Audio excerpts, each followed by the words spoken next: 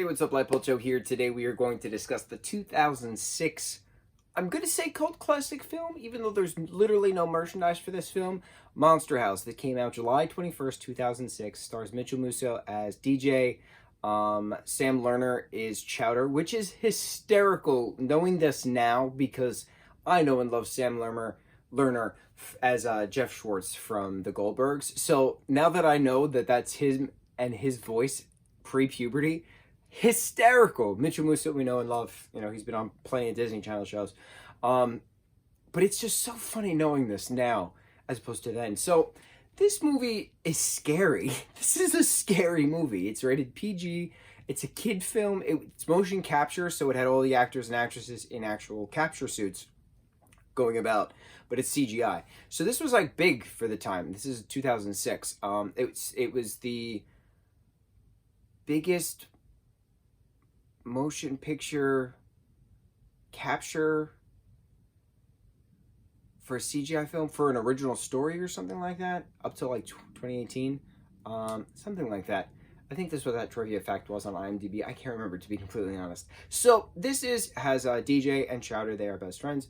The house across the street from DJ's is haunted, but it's not really because it's a monster house. And the house comes to life and eats your toys if they go on the grass. And then there's an old guy, Mr. Nevercracker, voiced by Steve Buscemi, who is just crotchety and get off my lawn and all that stuff, right? Everybody has that neighbor. I have that neighbor. You have that neighbor. I know your neighbor has that neighbor. So it's very real in that sense because everybody has that neighbor somewhere in their neighborhood. And Chowder's ball gets eaten by the house and they want the ball back, basically. But then, like, they're like, why is the house moving? Why is the house eating things? Why is the house eating a dog? So they spy on the house the entire time. DJ's babysitter, Z, brings her boyfriend Bones over, but then she winds up dating Skull at the end. Absolutely hysterical. Bones gets eaten by the house. 2 police officers get eaten by the house. Mr. Nevercracker, like, has a heart attack after, like, trying to kill DJ. And then he winds up in the hospital.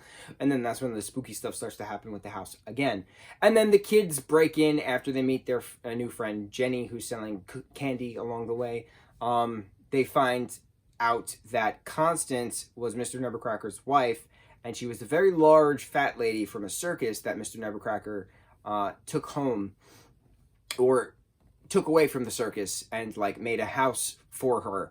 And in the process, these kids on Halloween were throwing rocks at the partially built house, and so Constance like gets tripped up while trying to like literally take an axe and kill these kids. This is rated PG. Okay, PG. Fat lady takes an axe and starts to just hammer away at people. But she loses her footing. She grabs the lever of the cement mixer and she falls to her death in the basement and gets covered in cement. And the kids find this because they accidentally break the casing of Constance and then reveal her skeleton down below. And then the house explodes in terror. Mr. Nevercracker comes back from the hospital wearing a hospital gown and a sling. Couldn't tell you why. DJ's like, listen, like, we have to end this. Like, you have to help us end this. Like, you're not alone. We're here for you. And then Constance is jealous. And then Constance, the house, takes the trees that are next to her as her arms. The porch is her mouth. The 2 windows are her eyes. And, like, goes on a killing spree. Chases the kids to a brand new condominium construction site. Chowder and Jenny fight Constance, the house, with a giant bulldozer, excavator combo.